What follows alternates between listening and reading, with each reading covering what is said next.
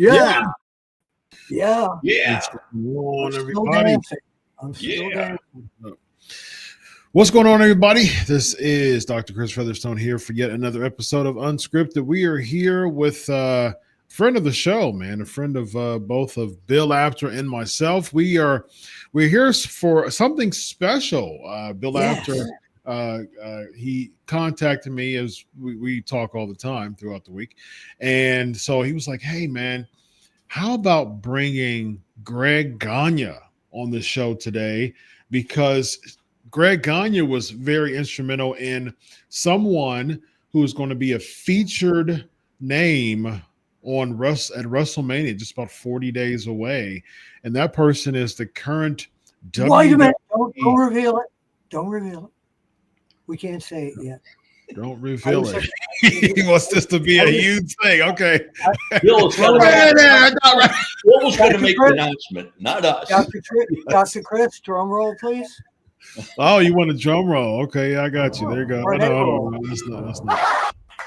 Hold on. I got your drum roll. Ready? I got. We have some booing up there. Yes, indeed. Here we go. Ladies and gentlemen, a few nights ago, I was at a social gathering, and I met this beautiful young lady. And I asked her how she started in the wrestling business. And she said, "Do you know a guy named Greg Gagne?" I said, "Yeah, I think I've known him for about 45, 50 years. And that lady was...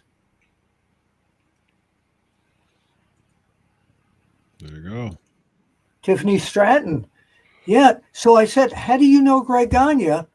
And she said, "He trained me." And I was like, "Really?" I had no clue. And she's become one of the hottest prospects and performers in the WWE and just about anywhere. So how did this come together, Greg?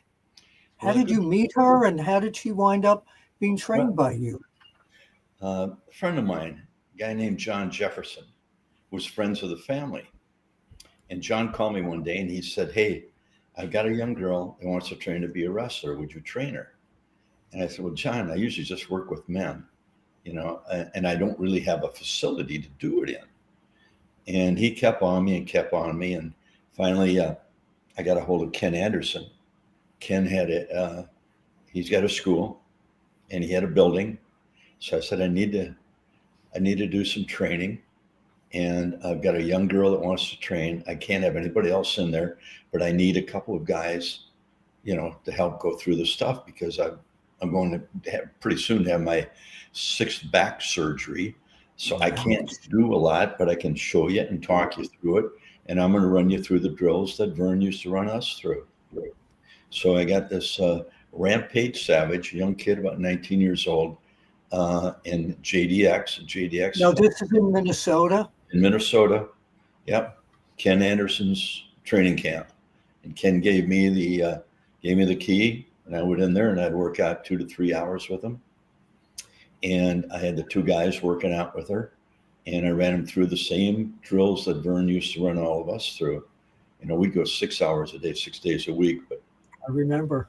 yeah, but 3 hours was a good. Sometimes we'd go 4, depending on the night. And she was a great athlete and caught on so quick. But she had a background in gymnastics. She had great balance. We didn't have to work on that with her. And it really helped the other 2 guys learn their balance a little bit better. And we would do our squats to begin with. I'd run them through that. I wouldn't run it as long as Vern did. I mean, we did an hour nonstop. But short one to warm up, and then to teach her how to hit the ropes. And the other 2 guys were a little more experienced. They had been, one of them at JDX been wrestling for 3 years in the independents, and Tyler was just starting, but he was still very green and needed some direction and some help. And so we did the calisthenics and ran him through that. And then you learn how to take a bump.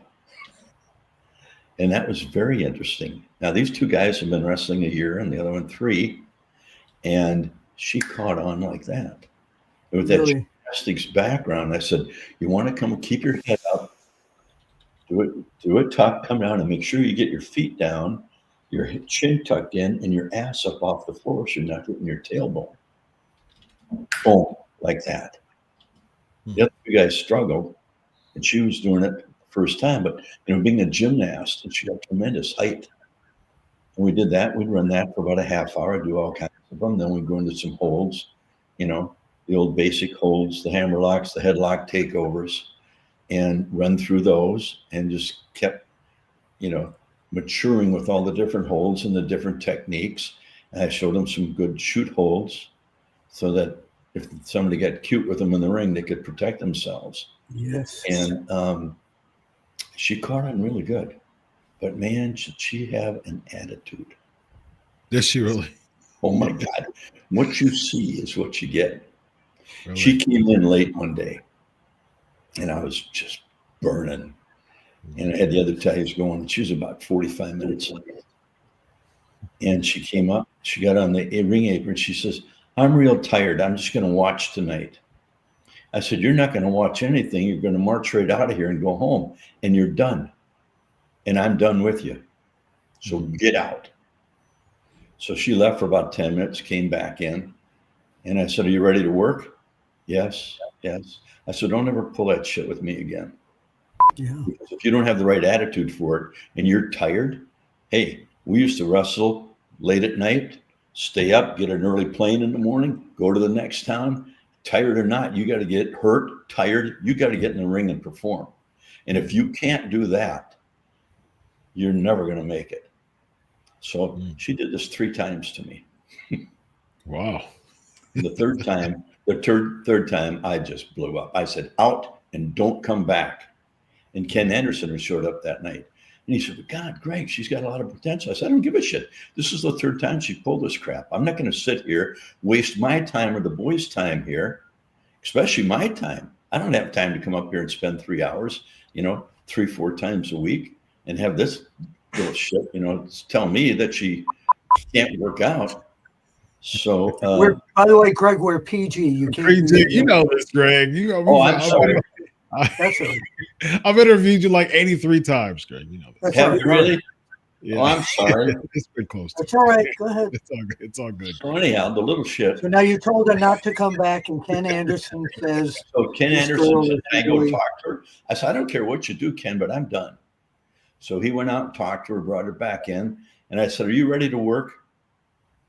She said, yes. And I said, am I going to have any more problems with you? No. I said, one more time, we're done. And you're future in the WWE or wherever you're going, you're not going to go anywhere. How So old either was she listen at this and point? do it the way I tell you to do it, or we're done. How old No. was she at this point? Pardon me? So How what is old she? was she at this point? Like 20, maybe Okay. 19 or 20. Okay. You know, but boy, after that third time, she really got down to it, and she caught on so quick. I didn't think she would. You know, I sent her down to the WWE then, and you know, they finished her off, and it didn't take her long. I mean, in 2.5 years, she's the champion. That's phenomenal. I mean, even back in our day, you know, you didn't really get a shot at the title until you were a 5-year veteran. Yeah. You know, some of us caught on a little earlier than that, maybe 3, but 2.5 years and she's their champion. I'm very proud of her, and she's done a great job. You should Indeed. be. But you know, and then somebody said to me, we went down there wrestling in town, and somebody said to me, you know, she comes across with an attitude that's just put on. And I said, no, that's really her. That what you see is what you get with her. Yeah, she's cocky, she's arrogant, but you know, she's learning, and you know, getting up there with those other girls that are pretty damn good. She caught on really quick, and she stayed in line. You know, I don't know what's going to happen, you know, in the future here for. I'm sure she's going to be a great talent for her, but who's she wrestling here on WrestleMania? Charlotte Flair. Yeah, that'll be interesting. And I told her she'd call me one day, and she was talking about some of the girls, and all I said to her was, watch out for Charlotte Flair. Really? Why did you say that to her? Why? Because I know the Flair's background pretty good, and she is a heck of a competitor. Charlotte is, and she was a gymnast, and she caught on, and you know, she's one of the top performers in professional wrestling, in the women's division. You know, they've got a lot of great girls. I mean, I like watching the girls. They've had some horrendous matches lately, or tremendous matches. I'm sorry, and she's in there with a tough crew. You know, I'm surprised 2.5 years she's the champion, but we'll see what happens at WrestleMania. What do you think is going to happen there? I think it's not going to end there. She's going to retain the title somehow, but I think it's still going to go on. But like what you were saying about her attitude, when I met her for the first time last week, she came on very sweet. You could tell that she's got that, and I told her this. I said, "You've got the it factor." Yeah, she does. There's something there that draws the fans to want to see her. She's trying to be a real heel, but they love her. She is a real heel. That is they love her. That's why it comes across so natural. Yeah. And that's what we learned, you know, coming up through Vern. Be yourself. You know, we all have an inner self that who we really are, and we're shy, or we don't let it come out. Once you can let that come out, then the people are going to love you or they're going to hate you. Yeah. You know, and she's got that attitude, that cocky attitude. I mean, that's the way she was when she came into the camp. And that's the way I said. We used to call that stuck up. We used to say that person stuck up. Yeah. Chris, what do you think of her? I think she's money. I think she's really good. I think she's adopted really well early on, like you mentioned. You know, she's only been in the business professionally for a few years, and you know, you usually don't have, especially women's wrestlers, you usually don't have a woman wrestler to have that kind of meteoric rise in the WWE. You know what I mean? That's a very, very rare. When it comes to that type of time frame, you usually have to put in many years before you get an opportunity, as she has. So there's something natural, or there's something organic about her that the WWE is cashing out on, and you know, I think it's due. I think, hey, if it's lightning in the bottle, cash out on it. You know what I mean? Okay, who's going to win WrestleMania? Charlotte Flair or my girl Tiffany? Tiffany Stratton. I think Tiffany Stratton's going to win. Do you? Yeah, I think Tiffany somehow is going to keep the title, and it's going to go through to SummerSlam between the two of them. Okay. Something's going to happen. Greg, go ahead, Dr. Chris. I was just going to say, I think with Tiffany Stratton, I think it's a lot of times, man, it's the most stuck up, arrogant people are the biggest baby faces oftentimes in the pro wrestling business. And the nicest, sweetest people in real life can be the biggest heels and have that character, that kind of dark side, acted out at wrestling because they're just so sweet, outside of pro wrestling. That's their alter ego in many ways. Yeah. And so we're seeing that type of dynamic when it comes to Tiffany Stratton. She's cocky, she's arrogant. She has that sex appeal, and I think that a lot of the audience in the WWE, they see that realness to her, and this is a good era of like bad guy, good guys. You know what I mean? Like kind of cocky, arrogant, bad guy style baby faces, and I think. Tiffany Stratton works very well with that. That she just organically became a babyface. And Liv Morgan's a lot like that too. Yeah, she's got that. Yeah, she's got. I've met her a few times. She's very sweet, but she knows how to put on that heel style once she gets into the ring. Really, Greg, have you? Who are some of the other? Have you ever trained a female wrestler before, Tiffany? No. Never did. Okay, that's what I thought you said. All guys. I actually sent JDX and Rampage down to the WWE camp down in Florida for tryouts. Yeah. So they get down there, and the first day they have them do an interview, and the second day they put them in the ring. They're in the ring for about 45 minutes at the most, and a hurricane hit down there, and they closed it down. Oh, wow. And these two kids could really be good for them. But I can't get them another shot, really? Yeah, and it's too bad. And in fact, I just got off the phone with Tyler a little while ago. I said, okay, here's what we're going to do. I have to have some back surgery, 6 surgery coming up, and I'm not very nervous about this one. They're going to do some stuff that they've never done before. So, well, you always kick out. Yeah, shit. They're going to put a. He did it again. I did it again. Well, they have to go into the tailbone, and they're going to drill a hole and put a spacer in there to eliminate the pinching of the nerve that runs down my leg.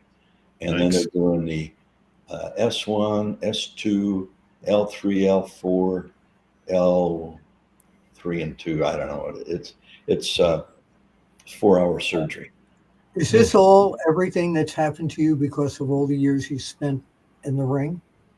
Actually, no. I hurt the back. I was one of the managers at a car lot.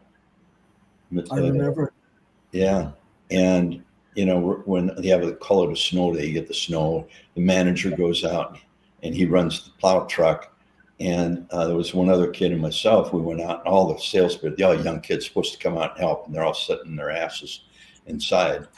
So I go out there, and it was about that much snow, but underneath was glare ice. And I went and I slipped, and I went down and I landed right on my tailbone. Ouch. And the guy next to me said, "What was that?"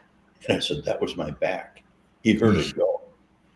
And about 3 days later, I was all bent over. I couldn't even stand up straight. Wow. So I went for the first surgery. It lasted about a year. Then I went in for the second one a year later, then the third one. Now we're up to number 6. So they're redoing everything they did before, the fusion and all that, and plus doing this technique in my tailbone. And then have you seen any relief? I better get some this time, or I'm going to shoot somebody. So you have it in 5. You have it in 5 surgeries. Seeing any relief from the? Well, I get them for about a year. And what happens when they go in and they do the vertebrae? You rupture them, and then they fix them up. And about a year later, the ones above it go because all the pressure goes up. I mean, I just found out. I think Hulk has had 17 back surgeries now. He has, from what I understand. Yeah. Yeah, I thought it was 10, but somebody told me the other day 17. Nice. And it's just hard part of the body that they haven't really figured out how they can do it without fusion and putting all these steel rods in your back and all that. Yeah. I hope this is the last one I have to have. Taking mental notes, Greg. Well, Give me a call. I've had 3 back surgeries, so I'm taking mental notes. Already. I've had no chiropractic, huh? Not anymore. You can't. No, not with all the screws and rods in there. So, no, I'm nervous about this one. I told that to the doctor today. I said, I'm really, really nervous. And my therapist, I had rehab today. And she says, yeah, that's going to be a tough one. Right. Well, we're praying for you. Yes. Going back to Tiffany. Yes. Who would you compare her? What other woman might you compare her with from our past? Would Medusa be a good gauge of that? Yeah, Medusa was a little taller than her, and Medusa caught on quick. Yes. But with the background that Tiffany has with gymnastics, I mean, she's doing stuff on that ring that, I'm almost seeing other girls starting to copy her. Yes. I'm a little upset with her because when she came to me, she was lean. She really looked good. She had that nice athletic body. And, then she asked me one day, maybe I shouldn't go into it. Might not sit well with her. But she's larger in some areas. Cosmetically, she has. And she asked me about that, and I said, no, you've got such a nice athletic body, and you're lean, and you've got all these great moves. You don't need that. But she did it anyhow. And but it's working for her. That's showbiz. Yeah. Deep down, she's really a good girl. She's a hard worker. She takes pride in what she does, and she tries to do it better than anybody else. And I told her, if that's the only way you're going to succeed. There's girls up there been in this sport a long time, and they can eat you up pretty quick. So just listen, learn, do what they tell you to do, and you'll be just fine because you're a really good athlete. I'm glad you mentioned that, Greg, because, with the cockiness and the arrogance and the youth and things like that, and already having, a world championship so early in her career, I'm sure that there's some type of something, perhaps tension backstage. I'm sure there's a lot of people supporting her, but you also have a lot of people who want to be in that position. Slot has been doing that for years and haven't had that slot, haven't had that type of opportunity. How do you think? Yeah, how do you think, Greg, she'll pan out having that? I think you could even call it beginner's luck in the sense. You know what I mean? As far as just not as far as, I mean, she earned athletically, she's got it. But when I say beginner's luck, I'm saying like someone early in and getting all of this really good fortune and all of these opportunities, which is good. When she really starts to cement herself as like a company player, a locker room, leader potentially, how does her personality gel well with the locker room? How can she stay humble in this particular I don't know. I really don't, because I haven't been around her in that environment. The environment when she was in with me, I'd have said she's going to have a really tough time. Okay. She comes in with that attitude that she's better than everybody else. I said, you're going to fall flat on your butt, kiddo. I said, listen, learn. But the most important thing is when you go to the ring, be yourself. Yeah. Be who you are inside. And that's what Vern used to teach us. Don't try to be somebody you're not. Be yourself, and people either like you or they won't. I think if anybody, I was going to say real quick, I think if anybody, she should perk her ears up quite largely to, it would be a Charlotte Flair, because she's absolutely a veteran and she's going to go against her at WrestleMania. So I definitely think that she would be someone who she should really have her eyes and ears glued to as far as tutelage. Well, she better. If she doesn't listen to her, she's going to have a rough match. Yeah. We didn't ask you though. What you asked both of us. What do you think is going to happen at WrestleMania between her and Charlotte Flair? How do you think that match is going to go? I thought Charlotte would win it. Okay. You know, that's my thoughts. But the more I've been watching, I'm kind of getting I'm not sure. Yeah. Okay. Yeah. To be honest with you. But isn't that the best time when it's keeping us all guessing? Yeah. That's the whole motivation to watch it. Mm-hmm. And the WWE has done a much better job recently with that, I think, than they have in the past. Yeah. I mean, that's just my opinion. You know, I don't know because I don't know what it's like in the locker room with her, with the other girls. I mean, she should be listening to Bianca Belair. It was phenomenal. And that, and Jade. And I mean, that whole girls group is fascinating to me right now. Yes. Yeah. You know, Nia Jax. I mean, that gal performs in the ring like nobody I've ever seen before. I mean, size and that, and she knows how to help get the talent over. Mm-hmm. You know? I definitely think we've seen this batch of women's wrestlers that we've seen is definitely aesthetically the most athletically gifted batch of women's wrestlers. Phenomenal. I mean, they do stuff that the men do are better than some of the men. Mm-hmm. What do you think of Rhea Ripley? I love Ripley. She's another. Yeah. She can go either way. You know, they love her or they hate her. Yeah. And going into the men's division, the John Cena turn, did you see that coming? Yes, did it shock you, or? Yeah, it did. You saw it coming? Yeah. Well, I didn't see it coming, but I thought John would win the Battle Royal and get that shot, you know, or the elimination chamber, right, and get the shot at the championship. But I didn't think he would turn on Cody. Yeah. That was really well done. Yeah. And now, you know, is Cody going to hold the title? What do you think, Greg? I don't think so. And I think The Rock is going to cause Cody to lose. Yep. And you got a natural match down the road with Cody and The Rock. There you go. You have my prediction is that Cody was going to win it, but The Rock, being the power that he is, will somehow get it reversed and give it to John Cena. Could be that. He's the final boss. Speaking of final boss, here's one of my here's a question for you, Greg, real quick before we head out. So you're an hour and a half. I mean, God, you guys are cutting out. You usually have those marathon. I think I went. Keep you awake. Yeah, I think I went Iron Man with you before Greg Gagne, an hour interview a couple of times, man. Yeah. So with speaking of final boss, man, we've got a changing of the guard when it comes to management within the office, man. And you know, you worked with Vince as the boss, and when you were there, you know, doing some work, you know, and within training and things like that. Triple H was there as well. Now with Triple H at the helm, what differences do you see with the Vince-led WWE versus a Triple H-led WWE?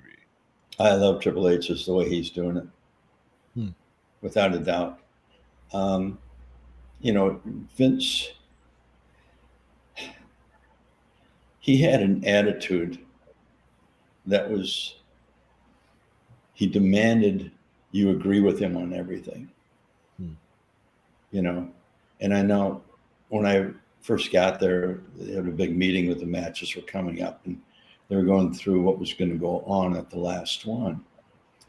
And everybody agreed with Vince. And then it came to Dusty, and Dusty didn't agree with him. And he came to me, and I didn't agree with him. I was gone shortly after that. Yeah. Do you remember what finish it was? Before we go. Hold on, before you ask that, Bill, do you remember what finish it was that it was something where the babyface was getting beat, and then they were going to do a number on him after the match. And I said, well, man, you're killing him off. He's got to have, he had a little hope. He's got to have a little fight back. I mean, if you're going to beat him, let him fire back on the heel. No.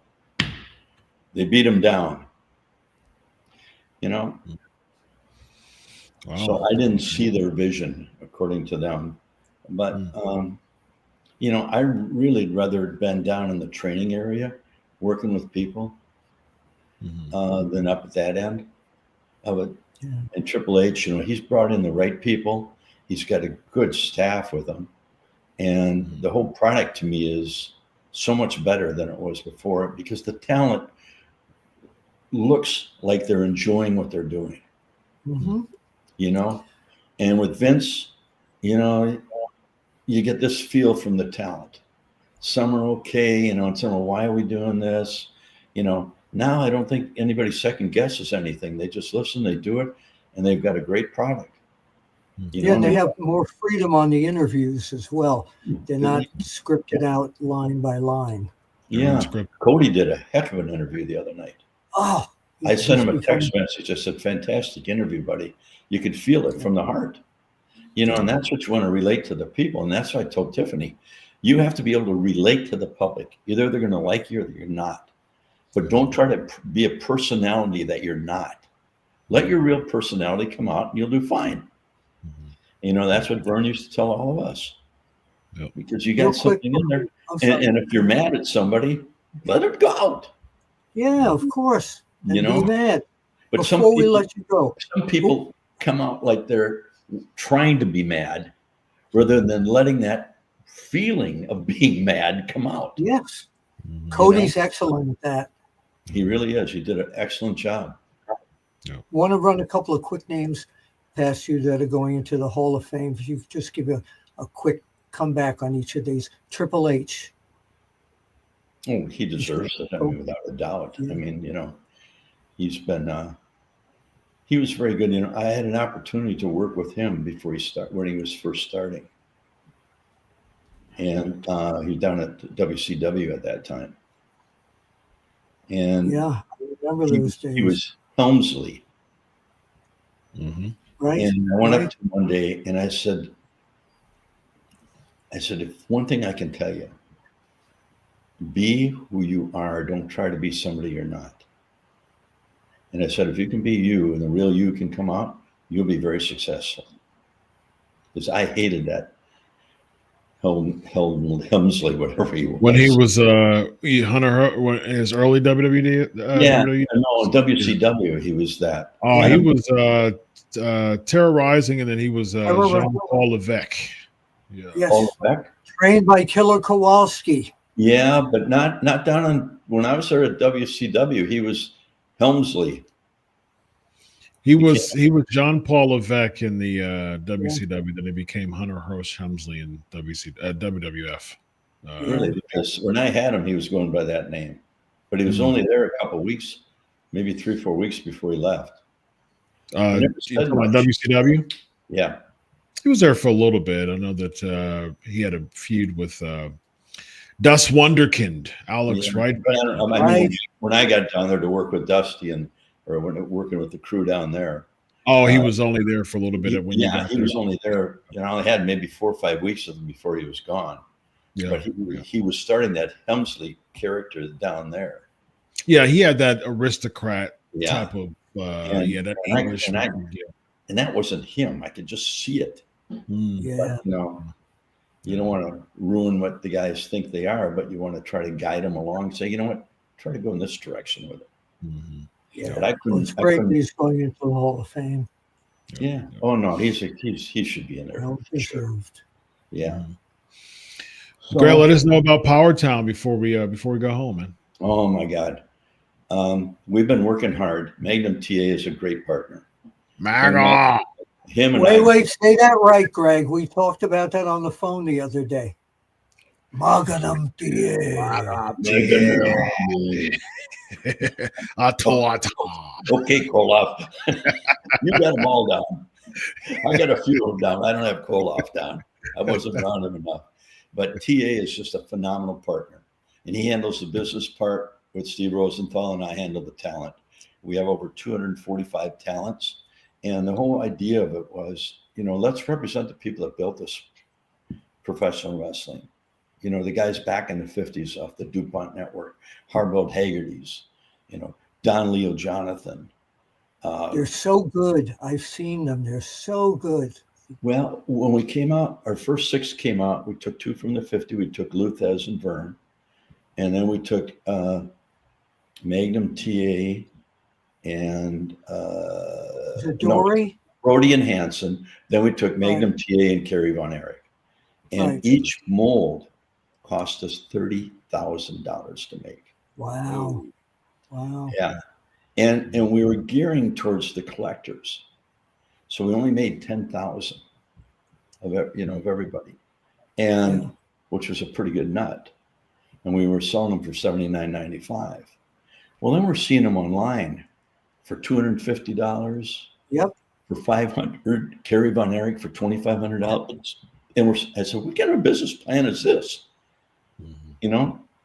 Who's making the money? Well, it was pre-sales. The collectors were all buying them up and holding them all. So the people that we were trying to get to weren't getting them. So Steve's been working hard. We've got some new partners that came in that are going to be a big surprise here for everybody. Nice. And we've got a big announcement coming up the next few weeks. You can go to powertownwrestling.com to keep up on it. In the market right now, they say that our action figures are the best on the market, bar none. We did Myers and his partner on the podcast. Oh, Zach Ryder. And Zach. Brian Myers and Zach they're Ryder. collectors. Sold out. They are collectors. Sold out. 10,000 of them. Bang, they're gone. They want to order more. Nice. They called the other day. And we've got some really spectacular things coming up. So, go to powertownwrestling.com where wrestling lives on. And, really, when Steve called me, I said, well, the only way I would do it is we could represent these people that built this industry. And I got on the phone and started calling. Is he the fellow that lives in my neighborhood that you're talking about? Steve Rosenthal, he lives down in Florida. Yeah. Do you live in Florida? I thought he's the one I met in the mall like a year ago. Oh, did you really? Yeah, I don't know. we called you. Did you? Your Oh, attorney. yeah, you did. That's right. Yeah. The memory, Real quick, because I forgot one name going into the Hall of Fame, Lex Luger. Yeah, I saw that the other day. I'm happy for him. Lex deserves that. He worked hard. And, I can only congratulate him and wish him the best. And I'm really happy for him. Great. Yep. Great. Well deserved. I know I'm one guy that'll never get in that Hall of Fame, but, it doesn't really bother me. You never know. They're putting in people nobody ever thought would get in there. Yeah. What about with the high flyers, man? Well, see, Jim is all, he went up there with Brian Blair as the Killer Bees. Yeah. So, whether Jim and I would ever get in there, I don't know. We're both. Brian's a great guy, but he doesn't have the drop kick like Greg Gagne, ladies and gentlemen. That is right. Rambo. Yes, indeed. Yeah, you know what? It wasn't that. and you know what it was? Being able to make a comeback Yeah. with a lot of fire. Yeah. And you know who told me that? Barb Goodrich. Oh, Really? She said, Frank loved being in the ring with you. And I said, you got to be kidding. I didn't know. When he said he wanted me, I didn't want to get in the ring with him. I mean, he's 6'7". What am I going to do? He said, you're the only one that would really fight back against him. She said, you had all that fire in you, and he loved it. I mean, he worked with Slaughter. He worked with Jerry Blackwell. He walked out of the ring on both of them. He walks by Vern and Wally Carbo, and he pointed at me and says, I want him in the ring. That's great.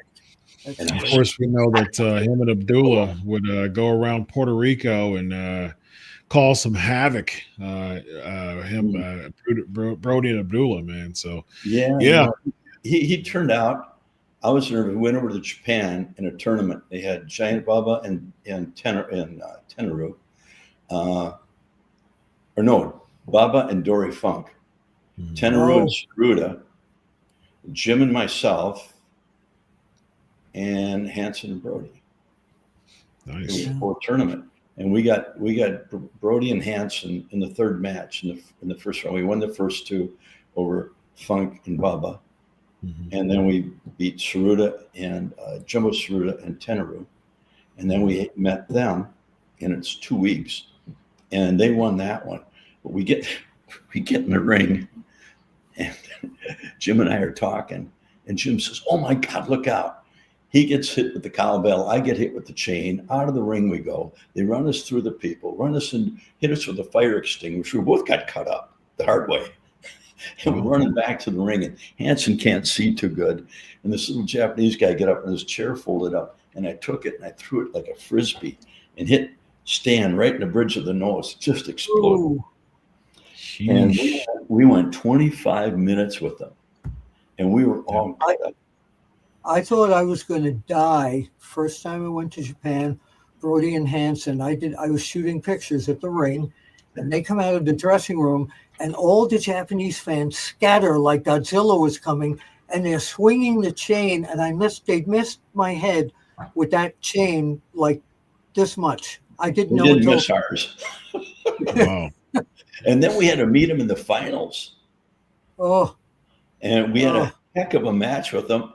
And they put us over in that match. Wonderful. Which was unusual for them because they're so big. And then Brody came to Minneapolis, and that's when, he wouldn't work with anybody but me. And Barb took me aside one night. I said, Jesus, I don't know. She said, Frank, he said, you were one of the, I don't want to brag, okay? But he said you're one of the best baby faces he's ever worked with because the way you would fight back. Nice. Right now, he says you laid them in, and you made us work hard. To me, that's probably the best compliment I ever got in professional wrestling. Well, right now on Unscripted, we have added to your resume the trainer of champion Tiffany Stratton. Yes, indeed. Well, all right. WWE will admit that. Well, of course, as always, we can go all night, man. We've had Iron Man interviews before, but we're going to close up on that note at _Power Town for Greg Gagne, after one wrestling for me, Bill Apter. How many times did you bleep me tonight? Am I the most bleeped? Probably. Yes, probably. Okay. Oh, good. I got a record then. Interesting award to have one unscripted, ladies. If we ever have another one, I'll back it up a little bit. No, we'll have you on again, definitely. Check us on, in a few weeks, Bill. Let me give you a call and let you know when we got this big announcement about Power Town. Nice. Will I see you in St. Louis? Are you at the No. Are you at the St. Louis event on May 15th? No. Okay. All right. No, we'll talk. We'll talk. Yeah, definitely. Because we've got some big news, and it's gonna shock everybody. Oh, wonderful. I can't wait. Yeah. Shock. I can't wait. It will. It's gonna send. Bill Don't tell us to finish. Don't tell us to finish right now. I'm not going to. All right. You can try and get it out of me, but not gonna get it. All right. I might text you just in case. But we got Greg Gagne. We got Bill Apter. I'm Dr. Chris. This is Unscripted. Have a good night, everybody. Go, Tiffany.